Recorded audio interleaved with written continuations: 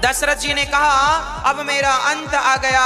अच्छा हुआ था जो मुझे उन तपस्वी अंधों ने श्राप दे दिया था, नहीं मैं आज जी कर क्या करता। रानियों ने कहा श्राप किसने दिया था? बोले एक बार मैं शिकार खेलने गया तो वहां मैंने देखा कि कोई पानी पी रहा है, मैंने बाण मारा, वहां कोई जानवर नहीं था, वहां श्रवण कुमार थे और श्रवण कुमार की छाती पे बाण लग गया।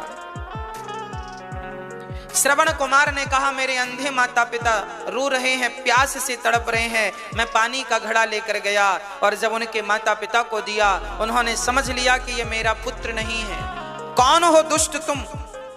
तब उन्होंने कहा दशरथ जी ने महाराज क्षमा करो, मेरे हाथ से आपके पुत्र की मृत्यु हो गई है। तड़प तड़प करके मां ने प्राण त्याग दिया, श्रवण की मां ने, और उस पिता ने श्राप दे दिया, श्रवण के पिता ने, अंधे ने। दशरथ जैसे हम अपने पुत्र के लिए तड़प तड़प कर प्राण त्याग रहे हैं, तुम भी अपने पुत्रों के लिए तड़प तड़प करके मर जाओगे। दशरथ जी को याद आ गया अपना श्राप। राम राम हा राम कही, राम राम कही राम, तनु परिहरि रघुवर बिरह, राउ गयऊं सुरधाम। राम राम कहते हुए दशरथ जी के प्राण निकल गए, प्राण निकल गए, अचेत होकर के गिर पड़े। जियन मरण फल दशरथ पावा,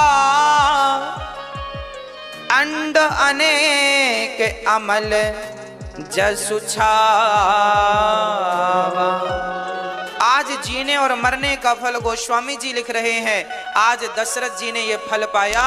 राम राम कहते हुए दशरथ जी ने प्राण त्याग दिए। राम तुम्हारे बिना भी क्या जीना।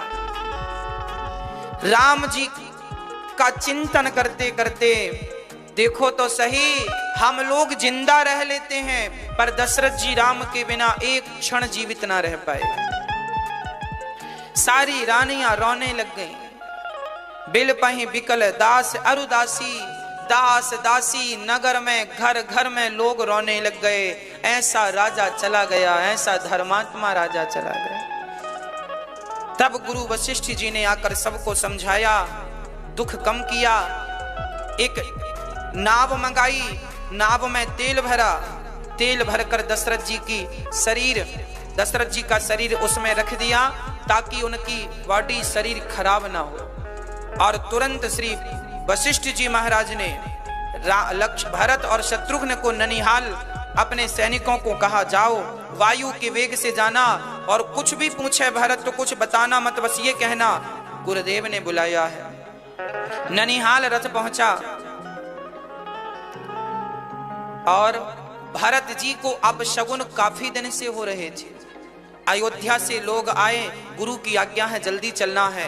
जैसे थे भरत जी वैसे रथ पर बैठे, ये नहीं कि समय लगाएं तैयारी में। शत्रुघ्न और भरत जी चले, वायु के वेग से रथ अयोध्या आया।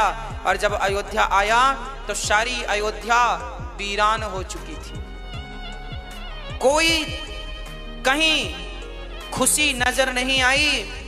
किसी के द्वार पर ना तो जलता हुआ दिया नजर आया, ना तो घर के द्वार पर आंगन पर तुलसी लगी थी, वो तुलसी भी बेचारी मुरझाई हुई सी थी। भरत जी समझ गए कुछ बहुत बड़ा अनर्थ हो गया है। पूछ रहे हैं भैया क्या हुआ, कुछ तो बताओ, पर कोई उत्तर नहीं। भरत जी दौड़कर पहुंचे अपनी मां कैकेयी मां के पास।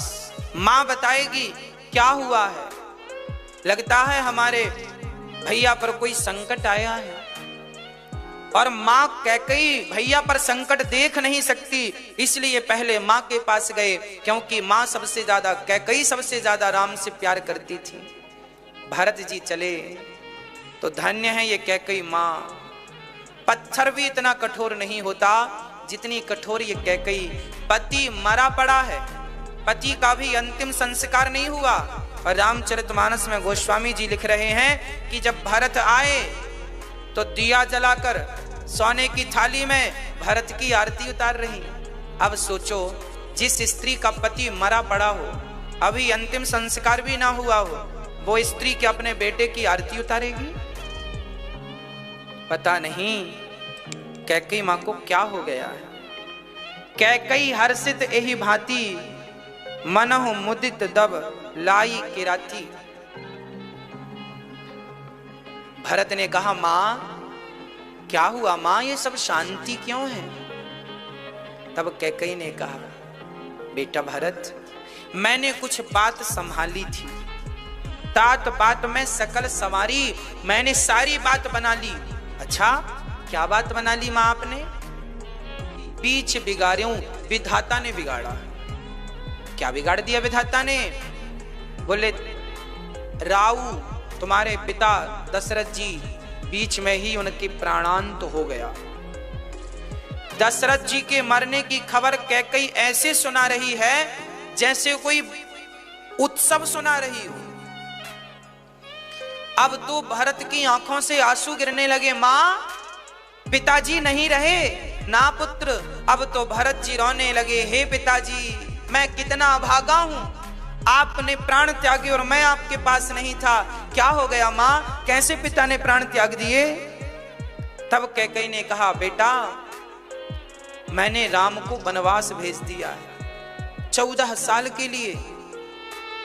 तुझे राजा बनाना है, मेरी ये बूढ़ी आंखें तरस रही हैं, तुझे राजगद्दी पर देखना चाहती हूं, इसलिए मैंने सारी बात संभाल ली।